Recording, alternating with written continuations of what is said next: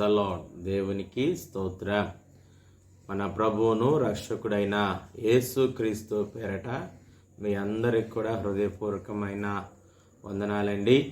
మరి ఈరోజు దేవుని మాట ధ్యానం చేద్దాం. చూడండి, 118వ కీర్తన 8వ వచనం చూసినట్లయితే, మనుషులను నమ్ముట కంటే యెహోవాను ఆశ్రయించుట మంచిది అంటా ఉన్నాడు భక్తుడు.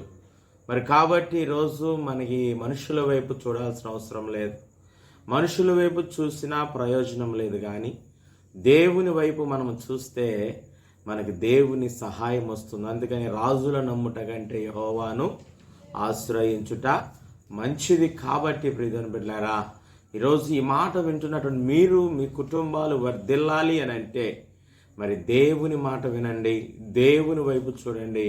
అప్పుడు మీరు, మీ కుటుంబాలు వర్ధిల్లించబడతాయి. దేవునికి స్తోత్రం. హల్లెలూయా. దేవుడి మాటలు వింటున్న మీ అందరినీ దీవించునుగాక. ఆమేన్. చిన్న ప్రార్థన చేసుకుందాం.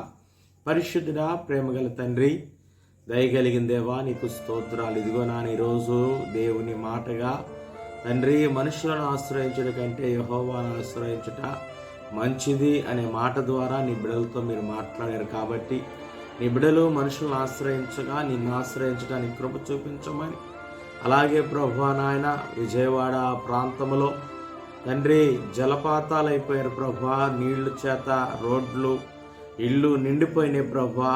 ఆ యొక్క తుఫాను నుండి ఆ యొక్క విడుదలను మీరు దయచేయండి ప్రభువా. నీకు స్తోత్రాలు. ఆ ప్రాంత ప్రజలను మీరు ఆదరించండి. విజయవాడ పరిసర ప్రాంతంలో ప్రతి కుటుంబాన్ని మీరు భద్రపరిచి, మీరు కాపాడి, తుఫానుని మీరు తగ్గించి, ప్రతి వారికి అందాల్సిన సహాయం అందటానికి మీరు కృప చూపించమని యేసు నామమున అడిగి వేడుకుంటున్నాను పరమ తండ్రి. Amen. Praise the lord. Hallelujah. అందరికీ మరొకసారి వందనాలండి.